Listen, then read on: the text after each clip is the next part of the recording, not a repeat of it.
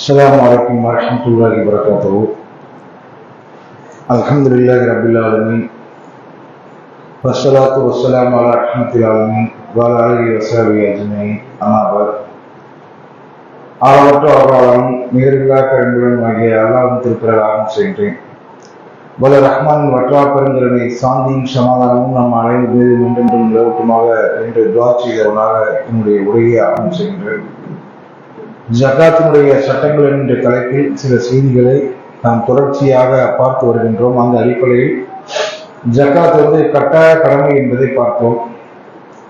அதில் ஜகாத்தினுடைய சட்டங்களுக்கு செல்வதற்கு முன்பாக அல்லாஹ் தன்னுடைய திருமறை குர்ஆனில் சொல்லி காட்டும் பொழுது ஒரு இடத்தில் மிக அழகாக சொல்லி தருகின்றான். இன்னமா யஅமுரு மஸாஜித அல்லாஹி மன் ஆமன பில்லாஹி வல் யௌமில் ஆகிர் வ அகாம ஸலாத்த வ ஆத ஸகாத்த வலம் யக்ஷா இல்லல்லாஹ் ஃபஸா உலாயிக அன் யகூன மினல் முஹ்ததீன். அல்லாஹ் சுப்ஹானஹு வ தஆலா இந்த வசனத்தில் நமக்கு கற்றுத் தருகின்றான். பள்ளி வாசலை யார் நிர்வகிக்க வேண்டும் என்கின்ற தகுதியை இந்த வசனத்தில் அல்லாஹ் சொல்லி தருகின்றான். அதில் அல்லாஹ் சொல்லக்கூடிய செய்தி என்னவென்றால், பள்ளிவாசல்களை யார் நிர்வகிக்க வேண்டும் என்றால் அவர்கள் அல்லாஹ்வை நம்பிக்கை கொண்டிருக்க வேண்டும். மன் ஆமன பில்லாஹி வல் யௌமில் ஆகிர், அல்லாஹ்வை நம்பிக்கை கொண்டிருக்க வேண்டும், மறுமை நாளை நம்பிக்கை கொண்டிருக்க வேண்டும். அகம ஸலாத்த வ ஆத ஸகாத், தொழுகையை நிலைநாட்ட வேண்டும், ஜகாத்தை நிறைவேற்ற வேண்டும். இவர்கள் தான் பள்ளிவாசல்களை நிர்வகிக்க வேண்டும். தொழுகை அல்லாஹ்வின் மீது நம்பிக்கை கொண்டிருக்க வேண்டும், மறுமை நாளை நம்ப வேண்டும், தொழுகையை நிலைநாட்ட வேண்டும், ஜகாத்தை கொடுக்க வேண்டும், அல்லாஹ்வை தவிர வேறு யாருக்கும் அஞ்சாக இருக்க வேண்டும். உலகத்தில் வேறு எந்த சக்திகளுக்கும் பயப்படாமல் அல்லாஹ்வுக்கு மட்டுமே பயப்படக்கூடியவர்களாக இருக்க வேண்டும். அவர்கள் தான் பள்ளிவாசலை நிர்வகிக்க வேண்டும். அவர்கள் தான் நேர்வழி பெற்றவராகவும் இருக்க முடியும் அல்லாஹ் சொல்றான். அப்ப ஜகாத்து கொடுக்காதவர்கள் பள்ளிவாசல்களை நிர்வகிக்க முடியாது என்பது திருமறை குர்ஆனுடைய போதனை. அப்ப நான் பள்ளிவாசல்களை நிர்வகிக்க வேண்டும் என்றால் தொழுகை நிலைநாட்டக்கூடியவர்களாக, ஜகாத்தை இஸ்லாத்தினுடைய அடிப்படை கடமைகளை சரியாக நிறைவேற்றக்கூடியவர்களாக இருக்க வேண்டும். பெரும்பான்மையான பள்ளிவாசல்களை நீங்க எடுத்து பாருங்க, இந்த தன்மைகள் இல்லாதவர்கள் தான். அல்லாஹ்வை பற்றிய நம்பிக்கை இல்லாதவர்கள், மறுமையை பற்றிய நம்பிக்கை இல்லாதவர்கள், தொழுகையை நிலைநாட்டாதவர்கள், ஜகாத்தை பற்றி தெரியாதவர்கள், இன்னும் நிறைய இடங்கள்ல பார்த்தீங்கன்னா வட்டி வாங்கக்கூடிய வட்டி மூசாக்கள், இந்த மாதிரியான ஆட்கள் என்ன செய்வாங்க, பள்ளிவாசலை நிர்வகிக்கக்கூடியவர்களாக இருப்பார்கள். இது மிக முக்கியமான ஒரு வசனம், நாம் மனதிலே பதிவு வைக்க வேண்டிய வசனம். ஏனென்றால் நேர்வழி பெற்றவர்கள் தான் பள்ளிவாசலை நிர்வகிக்க வேண்டும். இந்த தன்மையை நாம் என்ன செய்ய வேண்டும், நமக்கும் வளர்த்துக் கொள்ள வேண்டும் என்பதை நாம் கவனத்தில் வைக்க வேண்டும். அடுத்ததாக நாம நேற்றைய தினம் புதையலுக்கு உள்ள ஜகாத் என்ன, விவசாய பொருட்களுக்கு உள்ள ஜகாத்தினுடைய அளவு என்ன, தங்கத்திற்கு என்ன, வெள்ளிக்கு என்ன என்று நாம் பார்த்தோம். அதுல நாம ஜகாத்திலிருந்து நபிகள் நாயகம் ஸல்லல்லாஹு அலைஹி வஸல்லம் விதிவிலக்கு கொடுத்தது குதிரைகளுக்கும் அடிமைகளுக்கும் என்ன செஞ்சிருக்காங்க, விதிவிலக்கு கொடுத்திருக்காங்க.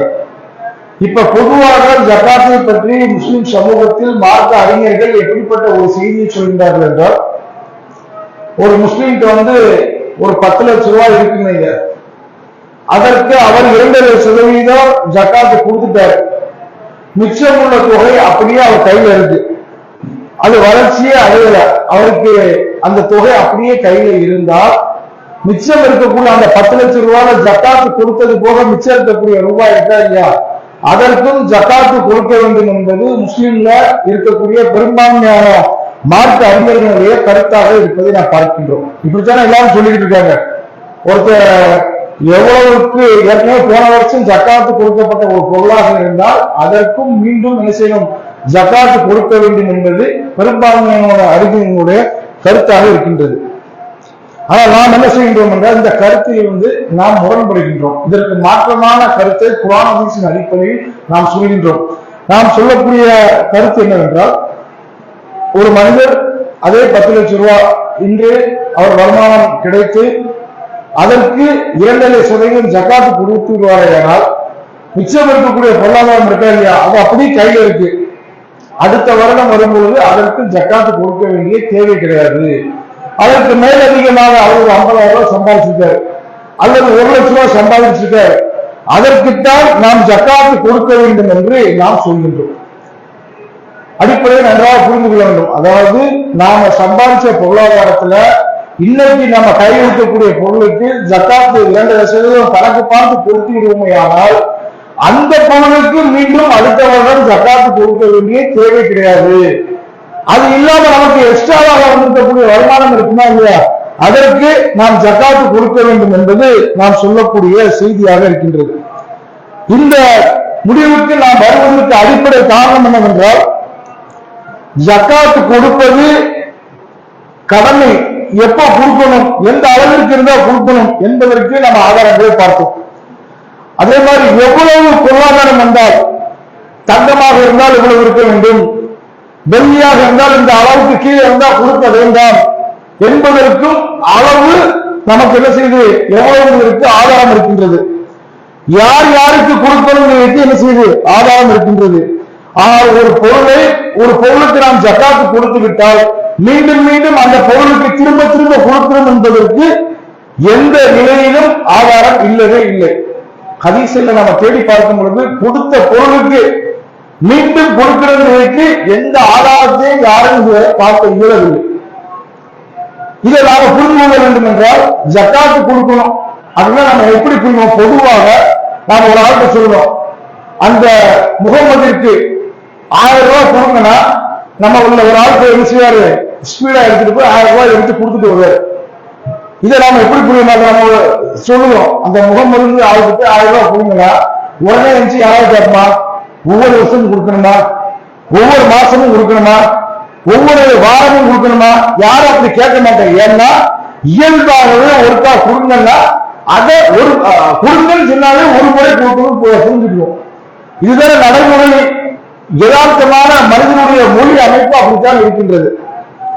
இதை புரிந்து கொள்ள வேண்டும் என்றால் நபிகள் நாயகம் ஸல்லல்லாஹு அலைஹி வஸல்லம் காலத்தில் நபிகள் நாயகம் ஸல்லல்லாஹு அலைஹி வஸல்லம் சொல்லுவாங்க, மக்களே அல்லாஹ் உங்கள் மீது ஹஜ்ஜை விதியாக்கி விட்டான், எனவே ஹஜ் செய்யுங்கள் என்று நபிகள் நாயகம் ஸல்லல்லாஹு அலைஹி வஸல்லம் மக்கள்கிட்ட போதனை செய்தாங்க. அல்லாஹ் உங்கள் மீது ஹஜ்ஜை கடமையாக்கிட்டான், எனவே நீங்கள் ஹஜ்ஜை செய்யுங்கள். அதோட ஒரு மனிதர் எழுந்து ஒவ்வொரு ஆண்டிலும் ஹஜ் செய்ய வேண்டுமா அல்லாஹ் தூதர் அவர்களே அப்படின்னு கேட்டாங்க.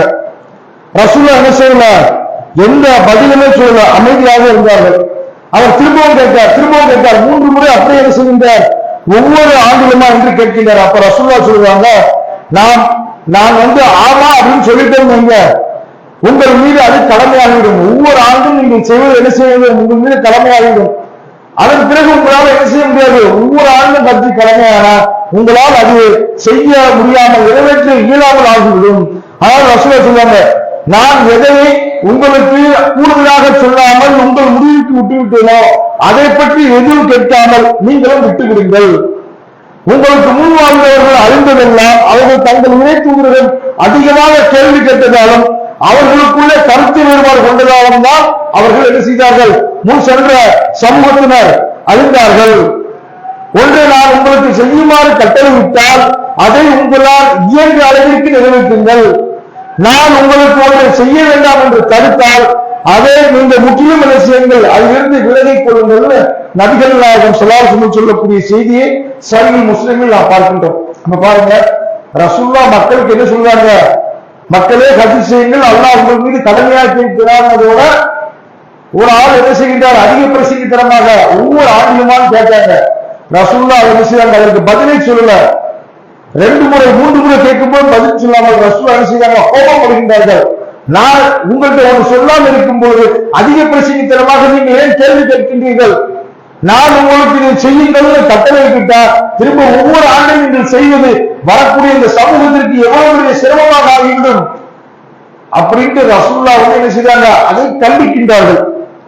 அப்ப இந்த ஹதீஸை நாம கவனத்தில் வைத்தாலே நமக்கு தெரியும், ரசூலுல்லாஹ் மார்க்கம் திருமலை போன எல்லாம் கட்டளை இடுகின்றான். ஜக்காத்தை கொடுங்கள்னா அது ஒவ்வொரு ஆண்டுமா, ஒவ்வொரு மாதமுமா, ஒவ்வொரு வாரமுமா என்கின்ற கேள்வி என்னது, அர்த்தமற்ற கேள்வி என்பதை நாம் என்ன செய்ய வேண்டும், கவனத்தில் கொள்ள வேண்டும். இதை நாம் புரிந்து கொள்வதற்கு மேலும் இப்ப யாரெல்லாம் நாம் கஷ்டப்பட்டு சம்பாதித்த பொருளாதாரத்துல ஒரு முறை ஜக்காத்து கொடுத்து விட்டால் மீண்டும் மீண்டும் கொடுக்கணும்னு சொல்லுவாங்களா இல்லையா? அந்த மார்க்க அறிஞர்களே போய் கேட்கும் போது பொதுவுக்கு நாட்டு ஜக்காத்து எவ்வளவு பார்த்தோம், 20% கொடுக்கணும்னு பார்த்தோமா இல்லையா? புதையலுடைய ஜக்காத் எவ்வளவு? 20%. இப்ப ஒரு ஆளுக்கு 1 கிலோ தங்கம் வந்து புதையல் மூலமாக கிடைக்கின்றது. அதுல 200 கிராம் என்ன செஞ்சுருவாரு? கொடுத்துருவாரு. மிச்சம் 800 இருக்கும். இதுல இப்ப திரும்ப திரும்ப கொடுக்கணும்னு சொல்லக்கூடிய எல்லா மார்க்க அறிஞர்கள்ட்டையும் மிச்சம் இருக்கக்கூடிய அந்த 800 கிராம் இருக்கு, ஒரு வருடம் முடிஞ்சு விட்டால் திரும்ப கொடுக்கணுமான்னு கேட்டக்கூடாதுன்னு அப்படித்தான் என்ன செய்தாங்க சொல்லுவாங்க. புதையலுக்கு என்ன செய்தாங்க? கரெக்டா சட்டம் சொல்லுவாங்க. இன்னும் நீங்க நினைச்சு பாருங்க, கஷ்டப்பட்டு சம்பாதிச்ச பொருளாதாரத்துல வருஷம் வருஷம் கொடுக்கணும்னாங்க. எந்த கஷ்டமும் படாமல் அல்லாஹ் நமக்கு ஒரு பரக்கத்தாக தரக்கூடிய பொருளாதாரத்துல அதுல கூட வருஷம் வருஷம் சொன்னா கூட ஒரு லாஜிக்கு போயிடலாம். சும்மா கிடைச்சதுதானே, ஏன் சும்மா வச்சுட்டு அதை கொடுன்னு சொன்னா கூட ஒரு லாஜிக்கு. அதுல என்ன செய்வாங்க? அதெல்லாம் கொடுக்க வேண்டாம், ஒரு முறை கொடுத்தால் போதும், 20% கொடுத்தா போதும். நீங்க அப்படி இல்லாமல் இதை எடுத்தீங்கன்னா மிச்சம் 800 கிராம் இருக்குமா? அதை அப்படி எல்லாரும் போய் அதை வச்சு தொழில் செய்வாங்களா? ஒரு சாதாரணமாக இருக்கக்கூடிய ஆள், நடுத்தர நிலையில் வாழக்கூடிய ஒரு மனிதனுக்கு ஒரு புதையல் கிடைச்சா என்ன செய்வாரு?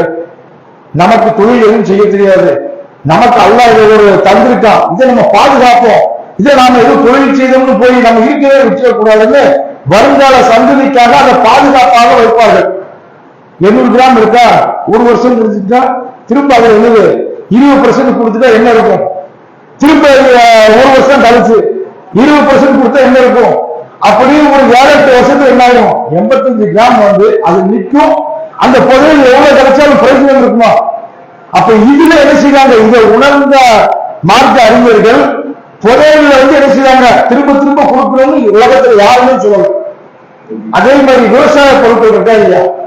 நமக்கு இப்போ ஒரு 1000 மூடை நெல் விளைஞ்சு வந்துட்டு அதுல வந்து 10% அல்ல 5% நம்ம தண்ணி பாய்ச்சி இது பண்ணுறோமா அல்லது மாலை வாரியா வருதான்றதை பொறுத்து அதை நம்ம கொடுத்துருக்கோம். அது மிச்சம் நம்ம கொடுத்தது போக மிச்சம் நம்ம செலவு போக 1000 மூடை வந்ததுல மிச்சம் 500 மூடை இருக்கு. ஒரு 5-6 மாசத்துல இப்பதான் அடுத்த வளர்ச்சியில் 5-6 மாசத்துல வந்துருமா இல்லையா? அப்ப திரும்ப ஒரு 1000 மூடை வரணுங்களா? எல்லா மார்க்கெட்டுக்கும் என்ன செய்வாங்களா? திரும்ப வளர்ந்து வருதா இல்லையா? அதுக்கு மட்டும் ஜக்காத்து கொடுத்தா போதுங்க. வீட்டுல அவங்க சேமிச்சு வச்சிருக்காங்களா இல்லையா? அதுக்கு கொடுக்க வேண்டாங்க. அப்ப புதையலுக்கு கரெக்டா சட்டத்தை சொல்றாங்க, விவசாய பொருட்களுக்கு கரெக்டா சட்டத்தை சொல்றாங்க. ஆனால் காசு பணம் வரும்போது அதனை திரும்ப திரும்ப கொடுத்து என்ன செய்வாங்க? முரண்பட்டு பேசக்கூடிய நிலைகளை நான் பார்க்கின்றோம். அப்ப அதுக்கு மட்டும் நீங்க எப்படி திரும்ப திரும்ப கொடுக்க வேண்டாம்னு முடிவு பண்ணுங்க? அதுக்கு பதில் இல்லை. ஆனா நம்ம காசா பணமா தங்கமா வச்சிருப்பதற்கு திரும்ப திரும்ப என்ன செய்யணுங்க? கொடுக்கணுங்க. இந்த அடிப்படையை நாம் என்ன செய்ய வேண்டும்? ஆழமாக புரிய வேண்டும். இவங்க நாம சொல்லக்கூடிய செய்தி புதுசா இருக்கும்பாங்க. புதுசாதான் இல்ல. இப்பவும் யாராவது ஒரு ஆள் நான் வைத்திருக்கக்கூடிய பொருளாதாரத்திற்கு அது திரும்ப திரும்ப கொடுக்க வேண்டும் என்பதற்கு ஒரு ஆதாரபூர்வமான ஹதீஸை காட்டா கூட நம்முடைய கருத்தை மாற்றிக்கொள்வோம். ஆனால் அப்படி எந்த ஒரு ஹதீஸும் இல்லை. திரும்ப திரும்ப கொடுக்கணும்னு வரக்கூடிய ஹதீஸ்கள் இருக்கா இல்லையா? அவைகள் எல்லாமே பலகீனங்கிறத அவங்க ஒத்துக்கிறாங்க. ஆனா என்ன செய்வாங்க? அந்த பொருட்களுக்கு திரும்ப திரும்ப கொடுக்க வேண்டும் என்கின்ற ஒரு செய்தியை சொல்லுவதை நாம் பார்க்கின்றோம். அப்ப இந்த அடிப்படையை நாம் என்ன செய்ய வேண்டும்? புரிந்து கொள்ள வேண்டும். ஒரு பொருளுக்கு ஒரு முறை கொடுத்தால் போதும். அதற்கு ஆதாரம் என்ன? நாம நடைமுறையில சாதாரண மனிதனுடைய லாங்குவேஜ்ல அவருக்கு 1000 ரூபாய் கொடு, மூசாவிற்கு 1000 ரூபாய் கொடுங்க, அதை ஒரு முறை தான் கொடுப்போம். ஒவ்வொரு நாளும் போய் கொடுக்க மாட்டோம், ஒவ்வொரு வருஷமும் கொடுக்கணும்னு என்ன செய்ய மாட்டோம்? புரிய மாட்டோம். இதே மாதிரி தான் அல்லாஹ் நமக்கு கட்டளை இடுகின்றான் என்பதை நாம் என்ன செய்ய வேண்டும்? புரிந்து கொள்ள வேண்டும்.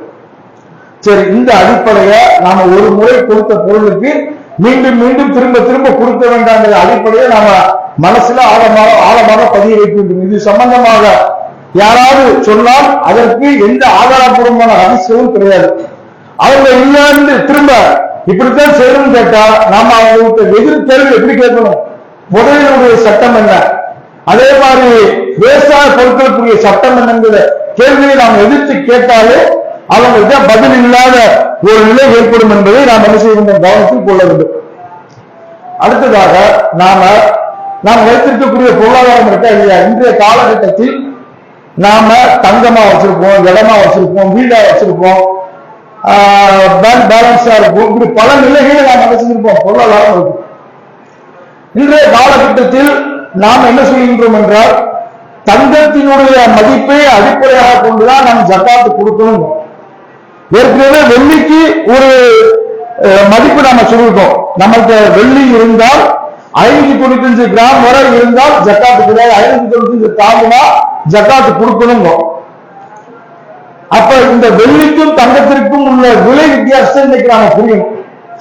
நேற்று இரவு உள்ள மதிப்பின்படி தங்கம் வந்து 1 கிராம், 1 கிராம்ங்கிறது நான் பார்த்தது ஆன்லைன்ல நேற்று நைட்டு 24 கேரட்டோட விலை. ஏன்னா தங்கம்னு ரசம் சொல்லுவாங்கன்னா அது சுத்தமான தங்கம் தானே. 22 கேரட்டுங்கிறது அதுல செம்பு இல்ல மற்ற பொருட்கள் கலந்துருக்கும். அப்ப சுத்தமான தங்கத்தினுடைய விலை 8468 ரூபாய் நேற்று விலை. அப்ப 85 கிராமுக்கு பார்க்கும்போது 7,19,780 ரூபாய். இது மாற்றம் இருக்கும். இன்னைக்கு பாத்தீங்கன்னா 10 ரூபாய் கூடி இருக்கும், 50 ரூபாய் கூடி இருக்கும் அல்லது குறைஞ்சிருக்கும். கிட்டத்தட்ட 7,19,780 ரூபாய் நேற்றைய நிலவரத்திலே உள்ள பொருளாதாரம் நம்மிடத்திலே இருந்தால் நம் மீது ஜக்காத்து கடமை என்பதை நாம் உணர வேண்டும். நம்மள நிறைய பேர் ஜக்காத்தை பற்றி ஒரு புரிதல் இல்லாமல் இருப்பது காரணம் என்ன? ஜக்காத்தெல்லாம் பெரிய பணக்காரங்க கொடுக்கணும், பெரிய செல்வந்தர்கள் தான் கொடுக்கணும். நம்மளே நம்ம குடும்பத்தை காப்பாற்றுறது சிரமத்தில் இருக்கணும். ஆனா இன்றைய காலகட்டத்தில் நம்ம பார்த்த அளவுல பெரும்பான்மையான முஸ்லிம்கள் இந்த அளவிற்கு பொருளாதாரம் அவர்கள்ட்ட இருக்கக்கூடிய நிலையில் தான் வாழ்க்கை தரம் இருப்பதை நான் பார்க்கின்றேன். ஏனென்றால் அவங்கள்ட்ட கொஞ்சம் தங்கமா இருக்கும், ஒண்ணு இல்லாத ஒரு வீடு இருக்கும். ஒரு 2 சென்ட்ல வீடு இருந்தா கூட இன்றைய மதிப்புல ஒரு 8 லட்சம் ரூபாய் ஈஸியா வந்து. இதெல்லாம் வீடு கட்டணும்னு ஒரு இடமாவது வாங்கி போட்டுருக்காங்க. ஒரு 2-3 சென்ட்ல ஒரு சென்ட் 3 லட்சம் ரூபாய் வச்சா கூட 9 லட்சம் ரூபாய் வரும். அப்ப நம்மள்ட்ட இருக்கக்கூடிய பொருளாதாரத்தை நம்ம கணக்கு போட்டு பார்த்தால் நம்ம எப்படி கணக்கு பார்க்கணும்னா, நம்மள்ட்ட இருக்கக்கூடிய பொருட்கள் மதிப்புமிக்க பொருட்கள் இருக்கா இல்லையா, அவங்க அல்லாஹ் சொல்லுவோம். அந்த மதிப்புமிக்க பொருட்கள் அனைத்திற்கும் நாம் என்ன செய்யணும், கணக்கு போட்டு பார்க்கணும். நம்ம மீது ஜக்காத்து தலைமையாக நம்ம எப்படி கணக்கு பார்க்கணும்னா, நம்ம ஒரு லிஸ்ட் போடணும், கணக்கு போடணும். நம்மள்ட்ட வீடு இருக்கா, வீட்டினுடைய மதிப்பு இன்னைக்குள்ள மார்க்கெட்டுக்கு எவ்வளவு இருக்கு, பணமா இருக்கா எவ்வளவு இருக்கு, நம்மள்ட்ட தங்கமா இருக்கா எத்தனை கிராம் இருக்கு, 50 கிராம் இருக்கு, நம்மள்ட்ட வெள்ளியா இருக்கா என்ன இருக்கு, நம்மள்ட்ட பேங்க் பேலன்ஸ் என்ன இருக்கு, நமக்கு கடனாக யாருக்கும் கொடுத்திருக்கோம், வர வேண்டிய பணம் எவ்வளவு இருக்கு, இப்படி எல்லாம் கணக்கு போட்டு பார்க்கும்போது 7,19,780 ரூபாய்க்கு அதை தாண்டி விட்டால் நம் மீது ஜக்காத்து கடமை என்பதுதான் ஒரு அதிர்ச்சியான ஒண்ணு. நம்ம எல்லாரும் என்ன நினைக்கிறோம், ஜக்காத்து நமக்குலாம் அதெல்லாம் பெரிய செல்வந்தர்கள் கொடுக்குது, கோடீஸ்வரர்கள் கொடுக்குதுன்னு நினைப்போம். இன்றைய காலகட்டத்தில் இந்த அளவிற்கு பொருளாதாரம் இருந்தாலே நம் மீது ஜக்காத்து கடமை என்பதை நாம் உணர வேண்டும். அதே நேரத்தில் வெள்ளியை நீங்க கணக்கு பண்ணீங்கன்னா, நேற்றைய வெள்ளியினுடைய விலை 110 ரூபாய் கிராம். 595 கிராமுக்கு நீங்க கணக்கு பார்க்கும்போது 65,450 ரூபாய். வெள்ளியாக இந்த அளவுக்கு பொருளாதாரம் இருந்தால் அதுல இருந்து என்ன செய்யணும், நாம 2.5% கொடுக்கணும். வெள்ளிக்கு தனி கேட்டகரி. ஆனால் நாம இன்னைக்கு எல்லாருமே தங்கமா மட்டும் வைக்கல, வெள்ளியா மட்டும் வைக்கல, நிலமாக வீடாக வைத்திருப்பதை நாம தங்கத்தை அடிப்படையாக கொண்டுதான் பார்க்க வேண்டும். ஏன்னா சில பேர் அதுல குழப்படி பண்ணுறாங்க. சில பேர் என்ன செய்தாங்கன்னா, வெள்ளியின் அடிப்படையில் இந்த குறைந்த மதிப்பு இருக்கா இல்லையா, 65,450 ரூபாய் இருந்தாலே ஜக்காத்து கடமை என்கின்ற ஒரு தவறான தகவலை மக்கள் மன்றத்தில் வைக்கக்கூடிய நிலையை பார்க்கின்றோம். ஆனால் நாம தங்கத்தை தான் அடிப்படையாக கொள்ள வேண்டும், வெள்ளி எடுக்கக்கூடாது. என்ன காரணம்னா, ரசூலுல்லா காலத்துல இந்த வெள்ளிக்கும் தங்கத்திற்கும் கிட்டத்தட்ட ஒத்த மதிப்பு இருந்திருக்கும். ஆனால் இன்றைய காலகட்டத்தில் எடுத்தீங்கன்னா வெள்ளிக்கு பெரிய மதிப்பே கிடையாது. அதுவும் இல்லாமல் இன்று உலகத்தில் இருக்கக்கூடிய பல மதிப்பு இருக்கா இல்லையா, உலக நாடுகள் பணம் அச்சடிக்கக்கூடிய முறை, அவைகள் அனைத்துமே தங்கத்தை அடிப்படையாக கொண்டுதான் அச்சடிக்கப்படும். மேலும் ரசூலுல்லா காலத்திலிருந்து இப்ப வர மதிப்பு குறையாமல் இருக்கக்கூடிய ஒரு பொருள்னா தங்கம் மட்டும்தான். வெள்ளியினுடைய மதிப்பு எல்லாம் இருக்கு, பல மடங்காக வீழ்ச்சி அடைந்து விட்டது. இதை நான் புரிந்து கொள்ள வேண்டும் என்றால், ரசூலுல்லா காலகட்டத்தில் 10 திர்ஹம்க்கு, அதாவது வெள்ளி காசுக்கு ஒரு ஆடு வாங்கி விடலாம். 10 திர்ஹம் இருந்ததுன்னா ரசூலுல்லா காலத்துல அது வெள்ளி காசுடைய மதிப்பு, ஒரு ஆடு வாங்கி விடலாம். ஆனால் இன்றைய காலத்துல 10 திர்ஹம்க்குரிய மதிப்பு தெரியுமா, வெறும் 2184 ரூபாய். ஒரு 3000 ரூபாய்க்குள்ளதான் இருக்கு. 3000 ரூபாய்க்கு ஆடு வாங்க முடியுமா? ரசூலுல்லா காலத்துல அந்த 10 திர்ஹம் என்பது எவ்வளவு மதிப்புள்ளதா இருந்ததுன்னு பாருங்க.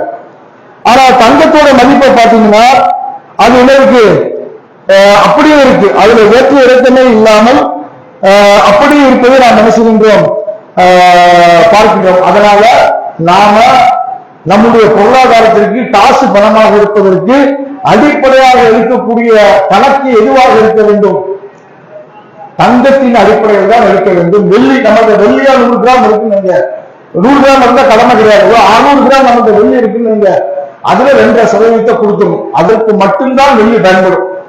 மற்றபடி நாம வைத்திருக்கக்கூடிய பணத்தின் அடிப்படையில் உள்ள இன்றைய காலகட்டத்தில் உள்ள பொருளாதாரத்திற்கு நாம் கணக்கு பார்ப்பது தங்கத்தின் அடிப்படையில் தான் கணக்கு பார்க்க வேண்டும் என்பதை நாம் என்ன செய்ய வேண்டும், கவனத்தில் வைக்க வேண்டும். அப்ப இன்றைய மதிப்புல நம் மீது ஜக்காத்து கடமையா இல்லையான்னு நாம தெரியணும்னா கிட்டத்தட்ட 7 லட்சம் ரூபாய்க்கு முன்ன பின்ன இருக்கும். 10,000 ரூபாய் 20,000 ரூபாய் முன்ன பின்ன இருக்கும். அன்னைக்குள்ள ரேட்டுக்கு பார்த்துக்கோங்க. 7 லட்சம் ரூபாய் மதிப்புள்ள பொருளாதாரம் நம்மிடத்தில் இருந்தால் நம் மீது ஜக்காத்து கடமை என்பதை நாம் என்ன செய்ய வேண்டும், கவனத்தில் கொள்ள வேண்டும். அப்ப இதுல நாம 2% எடுத்து கொடுப்போம்.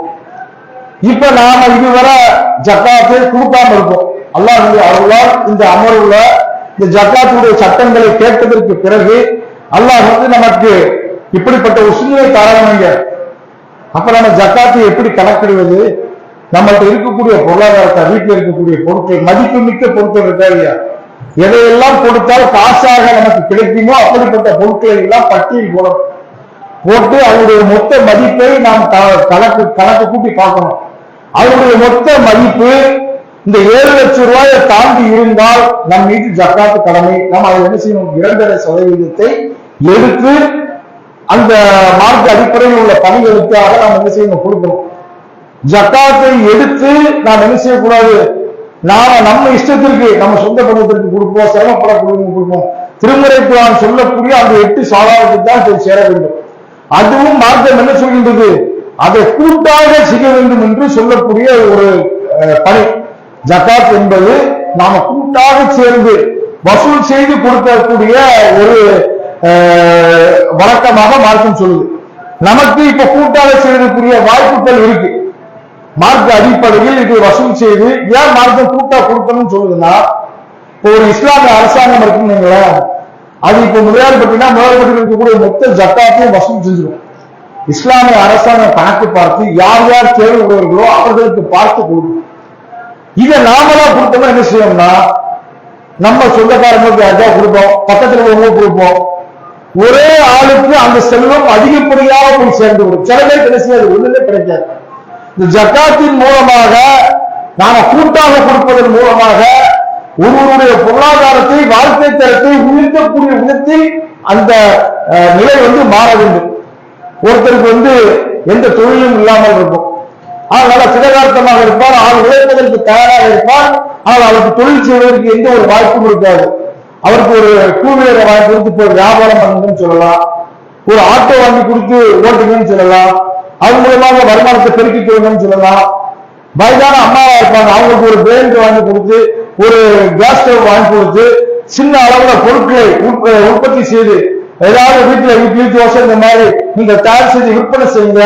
மார்க்கம் என்ன சொல்லுதுன்னா, நான் கொடுக்கக்கூடிய இந்த ஜக்காத் அது கூட்டாக சேர்ந்து கொடுப்பதன் மூலமாக மற்றவர்களுடைய வாழ்க்கை தரத்தை உயர்த்தக்கூடிய விதத்தில் அதை நாம் என்ன செய்ய வேண்டும். அப்ப இதை நாம் என்ன செய்யணும், கூட்டாகத்தான் கொடுக்க வேண்டும் என்பதை நாம் கவனத்தில் கொள்ள வேண்டும்.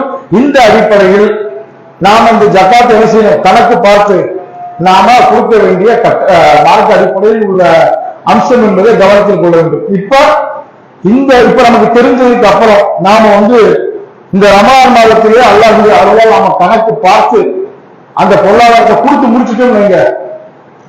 அதன் பிறகு இப்ப நமக்கு இருக்கக்கூடிய பொருளாதாரம் கூட தூய்மையானதாக ஆகிறது. இதுவரை அழுப்பு உள்ளதா இருந்தால் கூட நாம அதுக்கு ஜக்காத்து கொடுத்துட்டு என்ன ஆயிடும், அந்த பொருளாதாரம் தூய்மையானதாக ஆகிறது.